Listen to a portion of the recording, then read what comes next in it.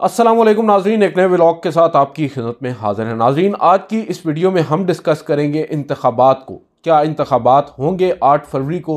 जो तारीख chief justice of Pakistan justice Qazi Faez Isa की सरबराही में एक बेंच ने इलेक्शन कमीशन और सदर मुमलिकत से मुशावरत के बाद तय की थी कि 8 फरवरी को इंतखाबात होंगे और ये जो तारीख होगी ये पत्थर पर लकीर तस्वर की जाएगी, यानी इस तारीख से किसी को पीछे हटने नहीं दिया जाएगा। ये बाज़ाब्ता तौर पर ऑब्जर्वेशंस आई थी उस रोज़ चीफ जस्टिस काजी फ़ाइज़ ईसा की जानिब से।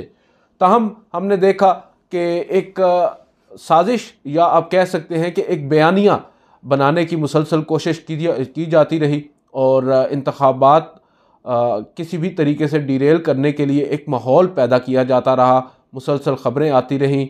कुछ लोग ज़राए से ये दावे करने लगे कि शायद इंतखाबात 8 फरवरी को ना हो और तारीख़ थोड़ी सी आगे बढ़ जाए, और कुछ लोग हकूमती ज़राए को कोट करके ये कहते रहे हैं। हामिद मीर साहब एक तवील अरसा से ये बात कर रहे हैं कि उन्हें कुछ सेनेटर्स ने ये कहा कि हमें पैगाम मिला है कि शायद इंतखाबात ना हो, मगर आप अभी इस बारे को इस बात को ज़रा दबा कर रखें, इसको खोलें नहीं।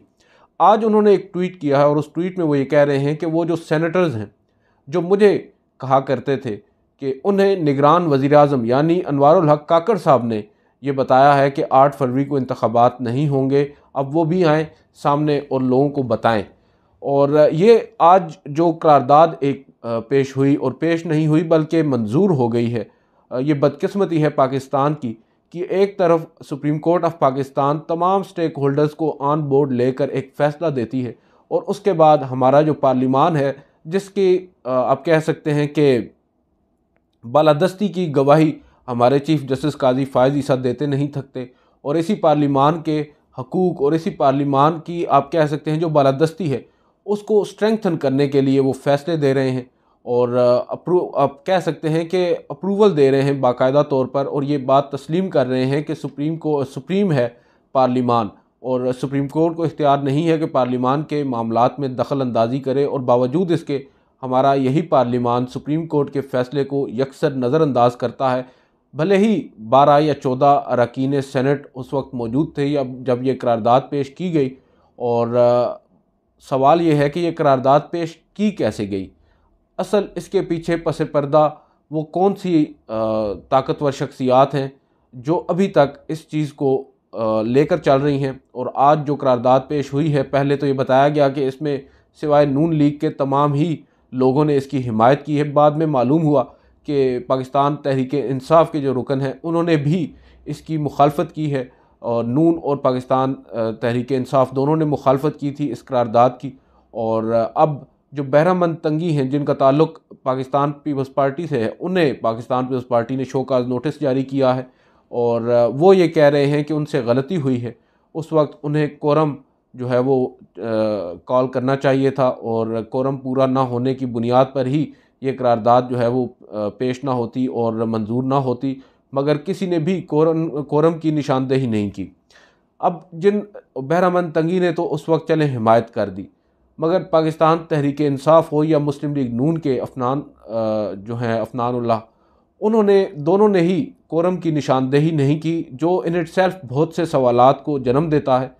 और कुछ लोग तो ये भी इल्ज़ाम लगा रहे हैं कि शायद इसके पीछे वही लोग हैं जिन्होंने बज़ाहिर आज मुखालफत की है और ये एक प्लान का हिस्सा था। और कुछ लोग तो ये भी कह रहे हैं कि एक तवील वक्त गुजर चुका है, अब तकरीबन 6 से 7 घंटे गुजर चुके हैं। जब तक ये वीडियो आप देखेंगे उस वक्त तो काफ़ी ज़्यादा हो चुका होगा।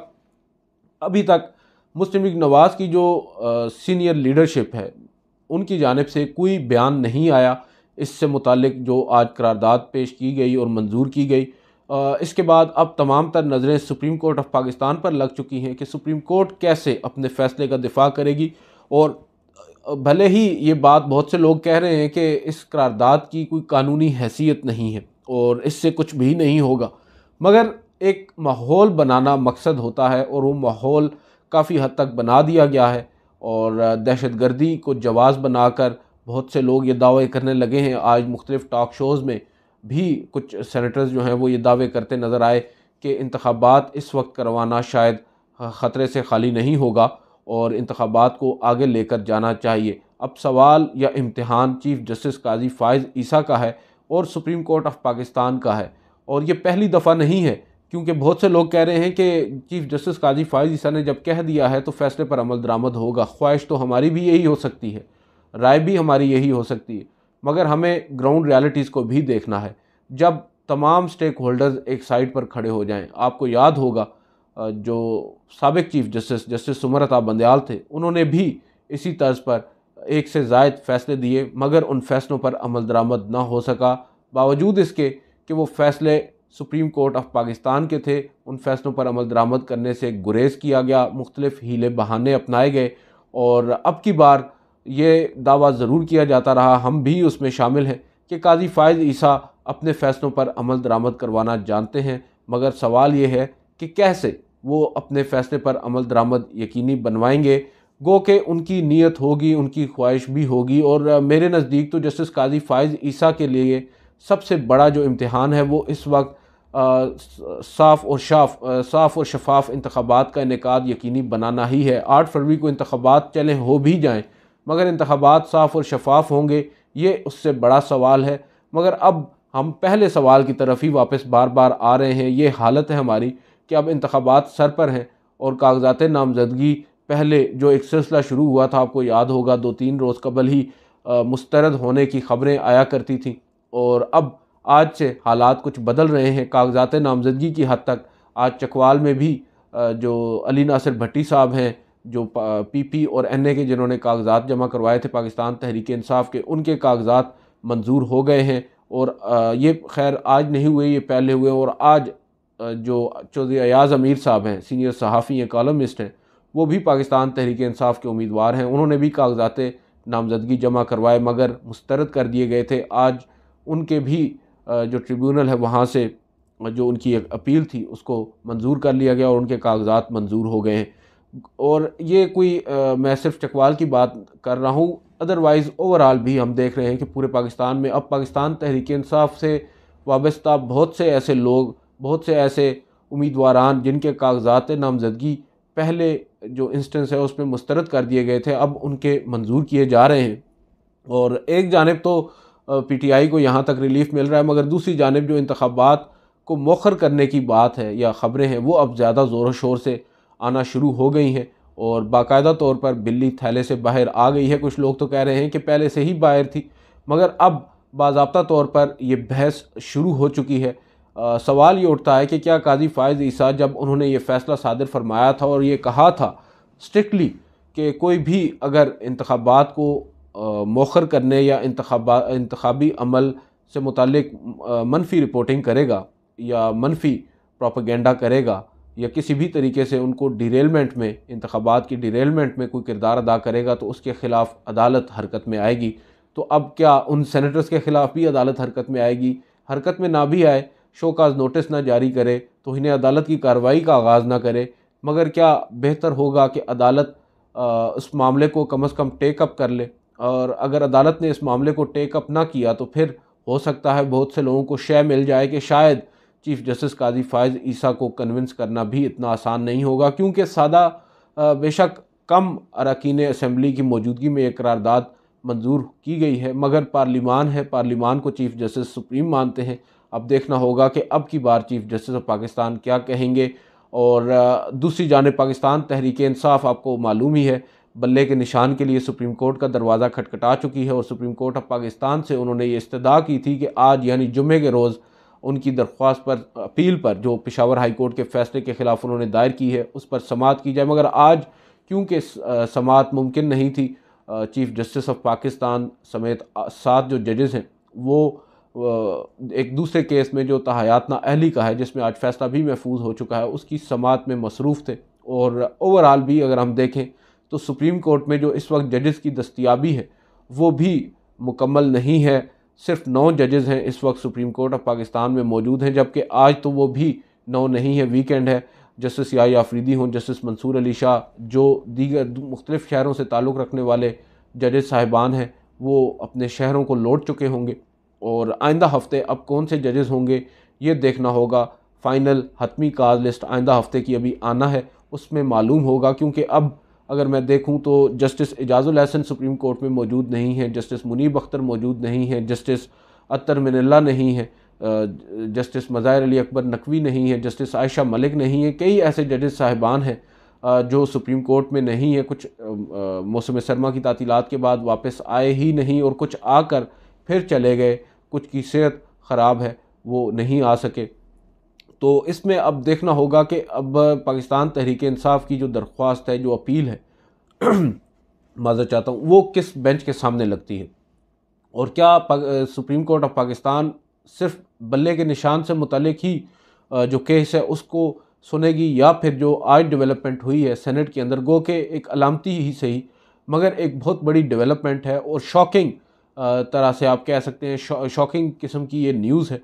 और उसके बाद एक नया तूफ़ान खड़ा हो चुका है पाकिस्तान के अंदर और इंतखाबात का जो मुस्तकबिल है उसको लेकर अब बहुत से लोग इस सोच में पड़ चुके हैं कि क्या एक मरतबा फिर पाकिस्तान में जो इंतखाबात हैं या इंतखाबी अमल है वो डिरेल होने जा रहा है, मौखर होने जा रहा है। क्योंकि अब एक लोगों का ये मानना है कि एक आदत सी हो गई है। जस्टिस उमर अता बंदयाल, उन्होंने मुतअद्दिद फ़ैसले दिए मगर उन फ़ैसलों पर अमल दरामद नहीं करवा सके और उसके बाद उन्हीं के उन फ़ैसलों पर अमल दरामद ना होने की बुनियाद पर जस्टिस बंदयाल पर मुसलसल तनकीद होती रही और जस्टिस काजी फ़ायज़ ईसा में हम में से बहुत से लोगों को एक मसीहा नज़र आया। हम सबको लगा कि शायद काजी फ़ायज़ ईसा साहब आएंगे और इस मामले को वंस एंड फॉर ऑल हल करेंगे। गो के जब ये मसला काजी फ़ायज़ ईसा के सामने आया और उन्होंने इसको टेक अप किया तो उनको उस वक्त इतना हार्ड टाइम भी नहीं मिला जो उस वक्त जस्टिस बंदयाल, जस्टिस एजाज़ और जस्टिस मुनीब अख्तर को मिला करता था जब वो इंतखाबात की तारीख का कहते थे या इंतखाबात कराने का कहा करते थे। चीफ़ जस्टिस काजी फ़ायज़ ईसा के सामने इलेक्शन कमीशन ने आते ही कोई हीला बहाना नहीं किया और इलेक्शन की तारीख दे दी और उसके बाद फिर चीफ़ जस्टिस ने एक आप कह सकते हैं कि बेहतर हिकमत अमली अपनाते हुए उन्हें फ़ौरी तौर पर सदर मुमलिकत डॉक्टर आरिफ अलवी से रब्ता करने का कहा और फिर मुश्तरका तौर पर 8 फरवरी की तारीख का इंतखाब किया गया, इत्तेफाक किया गया और ऐलान भी कर दिया गया। अब बात यह है कि चीफ़ जस्टिस काजी फ़ायज़ ईसा जो उस वक्त ये बात कह रहे थे कि हमारा ये फ़ैसला पत्थर पर लकीर होगा, तो क्या अब पत्थर पर लकीर ही रहेगा या ये लकीर मिटने जा रही है? ये बड़ा अहम सवाल है और इम्तिहान है चीफ़ जस्टिस काजी फ़ायज़ ईसा का और overall supreme court of Pakistan का। क्योंकि अब की बार भी अगर वही रवायत बरकरार रखी गई जो जस्टिस बंदयाल के दौर में थी तो फिर सुप्रीम कोर्ट ऑफ पाकिस्तान या पाकिस्तान की जो अदलिया है, चीफ़ जस्टिस को आप छोड़ दें, शख्सियात को छोड़ दें, इदारे के ऊपर से आम लोगों का जो एतमाद है वो उठ जाएगा और मुख्तलिफ़ हीले बहाने करके कभी भी जो आइनी ज़िम्मेदारी है उससे हटने के लिए कोई भी जवाज़ दे सकेगा। और ये सुप्रीम कोर्ट ऑफ पाकिस्तान को देखना होगा कि वो किस तरह इस मामले को एड्रेस करते हैं या फिर अब वक्ती तौर पर ये जो आज डेवलपमेंट हुई है सुप्रीम कोर्ट इसको यकसर नज़रअंदाज कर दे और फिर इस मामले को जब वक्त करीब आए और इसमें मज़ीद डेवलपमेंट्स हों तो इस मामले को टेकअप किया जाए। बहरहाल जो भी है हिकमत अमली वो अदालत ने अपनानी है, अदालत इसको किस तरह कैटर करेगी। अदालत में बैठे जो लोग हैं वो ज़्यादा वाइज हैं, जजेस हैं, वो समझते हैं चीज़ों को और देखते हैं कि वो इस पर किस तरह अपना रद्द अमल देते हैं।